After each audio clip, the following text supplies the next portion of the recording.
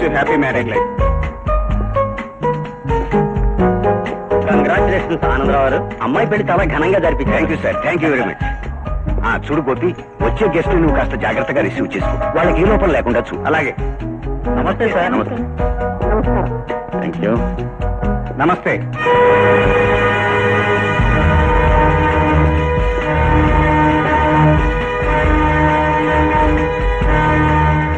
Congratulations. Thank you. Hi baby, wish all the happiness. Sir Prasadarao గారు, మీ programmes అన్ని cancel చేసుకుని అమ్మాయి మ్యారేజ్ రిసెప్షన్ కి మీరు రావటం నిజంగా మా అదృష్టం. Oh no, it's my pleasure. Business పనులు ఎప్పుడు ఉండేవి, వాటి కోసం ఇలాంటి అకేషన్స్ అనుకుంటాం. వస్తా.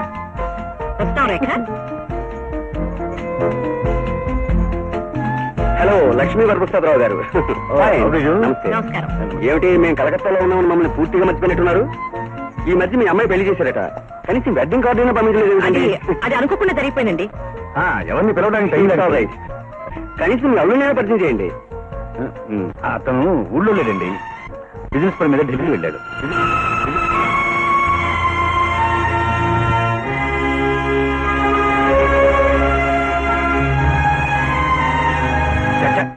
రాను రాను సొసైటీలో నలుగురు మధ్యకి వెళ్ళడం కూడా ఇబ్బంది అయిపోతుంది. మా అల్లుడికి మామూలు మెకానిక్ ఎలా చెప్పుకుంటాం? చెప్పకుండా ఎంతకాలం దాచుకుంటాం? నిజమేనండి, ఇవాళ పెద్ద మనుషుల మధ్య ఏదో మాట చెప్పి తప్పించుకున్నారు. రేపో మాపో నిజం బయటపడితే తలెత్తుకు తిరగలేం. ఏదో విధంగా అతని అంతస్తుని మనమే పెంచాలండి.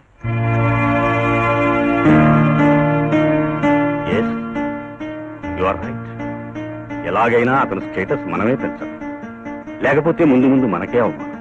అవమానం వాళ్ళకి కాదు, నాకు. చెట్టంత అల్లుడిని కళ్ళ ముందు కనిపిస్తుంటే పరువు ప్రతిష్టల కోసమని నా అల్లుడు రాలేదు, ఎక్కడో చచ్చాడన్నట్టు మాట్లాడతాడా మీ డాడీ?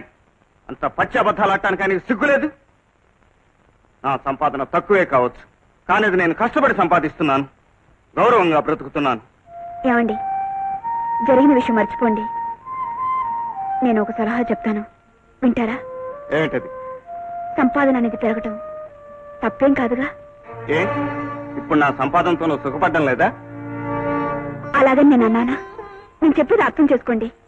అభివృద్ధి అనేది ప్రతి మనిషికి అవసరం.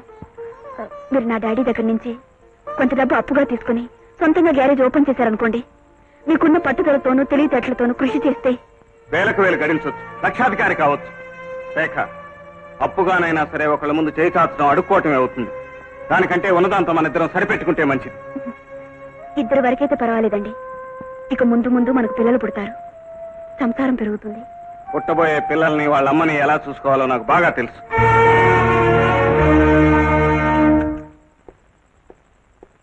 Good morning sir. Very good morning. Come on Gopi, come on. నీకు మంచి శుభవార్త సార్. మనం ప్రారంభించాలనుకున్న షాక్ అబ్జర్స్ ఫ్యాక్టరీకి ప్రభుత్వం నుంచి పర్మిషన్ లభించింది, లోన్ కూడా శాంక్షన్ అయింది. Is it? Very good sir. అసలు ఈ ప్రాజెక్ట్ తలపెట్టడానికి కారణమే నువ్వు. ఈ క్రెడిట్ అంతా నీదేనయ్యా. Thank you sir, thank you very much. మరో శుభవార్త, ఈ ప్రాజెక్ట్ కి నిన్ను జనరల్ మేనేజర్ని చేయటమే కాకుండా నా పార్ట్నర్ గా కూడా తీసుకుంటున్నాను. సార్, మీరు నా మీద ఇంత బరువు బాధ్యతలు. ఇన్నేళ్ల నీ సర్వీసులో నీ శక్తి సామర్థ్యాలేమిటో బాగా అర్థం చేసుకున్నాను Gopi.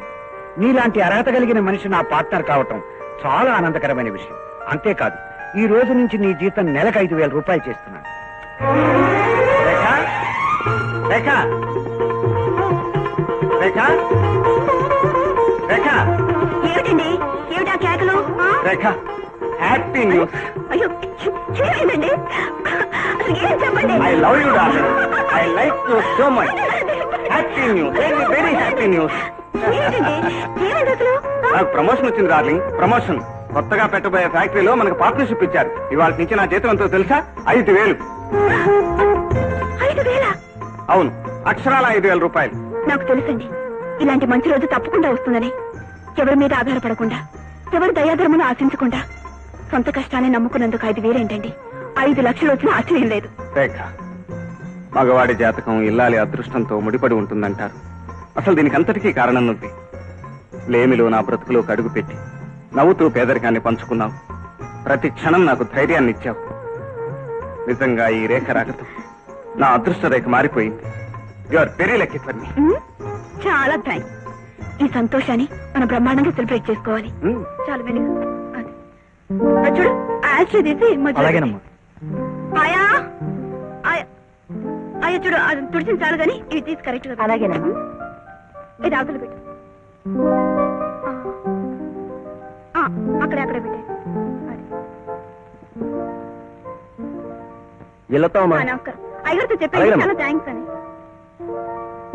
Baby mummy mummy I'm fine. How are you baby? I'm fine please come mummy. Mummy చూసావా మా కొత్తలు ఎలా ఉంది? Very nice. చాలా బాగుంది బేబీ. సర్లేండి మొదట మీ అల్లుడు గారి గురించి ఏమేమో అనుకున్నారు, ఇప్పుడు అర్థమైందన్న ప్రతిభ. మమ్మీ ఆనందరావు గారు కొత్తగా పెట్టిన ఫ్యాక్టరీలో మీ అల్లుడు గారికి పార్ట్నర్షిప్ ఇచ్చారు, జీతం కూడా 5,000 పెంచారు మమ్మీ. పిచ్చి పిల్ల. ఆనందరావు మీ ఆయనకి పార్ట్నర్షిప్ ఇవ్వడం, అతని హోదాని పెంచడం, 5,000 జీతం ఇవ్వడం, వీటన్నిటికీ కారణం మీ ఆయన ప్రతిభ కాదు, మీ డాడీ దయాధర్మం. డాడీయా? ఎందుకు అలా చేశారు మమ్మీ? ఎందుక?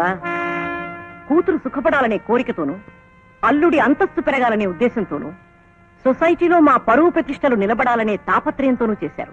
అండర్స్టాండ్? మమ్మీ డాడీ పని చేసిందంత మంచిది కాదనుకుంటాను. రేపెప్పుడైనా మీ అల్లుడి గారికి ఈ విషయం తెలిస్తే మరేం కొంపబలిగిపోదు. నువ్వు అనవసరంగా ఏ వరి అవ్వకు.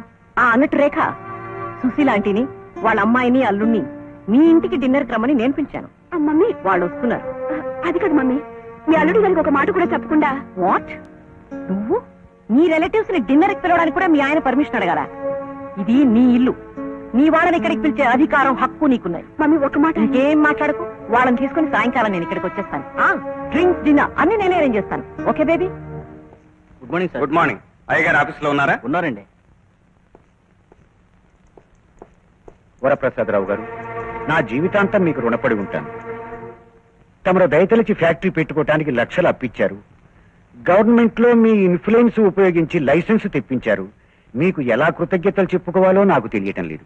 మిస్టర్ ఆనందరావు, నేను మీకు సహాయం చేసింది మీ కృతజ్ఞతల కోసం కాదు, నా అల్లుడి కోసం.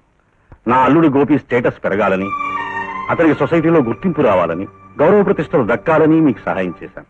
తెలుసు బాబు, నాకు తెలుసు. అందుకే మీరు చెప్పినట్టుగానే అతనికి ఫ్యాక్టరీలో పార్ట్నర్షిప్ ఇచ్చాను. నెల 5,000 రూపాయలు జీతంగా ఏర్పాటు చేశాను. ఆనందరావు గారు, నన్ను జనరల్ మేనేజర్ని చేసింది నా శక్తి సామర్థ్యాలు చూసి కాదు. నాకు 5,000 జీతం ఇచ్చేది నా శ్రమకు ఫలితం కాదు. గోపి, నేను చేస్తున్న ఉద్యోగం వరప్రసాదరావు గారి దయ అన్నమాట. నేను తీసుకుంటున్న జీతం వరప్రసాదరావు గారి ధర్మం అన్నమాట. గోపి, నువ్వు పొరబడుతున్నావు. మొదటి నుంచి నీ తెలివితేటల్ని గుర్తించాను, గౌరవించాను. కానీ ఈ రోజు నా తెలివితేటల్ని, వ్యక్తిత్వాన్ని ఈ లక్షాధికారి సొమ్ముకు అమ్మేశారు, అంతేగా? గోపి, అర్థం లేకుండా ఆవేశపడి నేను నీకేదో అన్యాయం చేసినట్టు మాట్లాడు.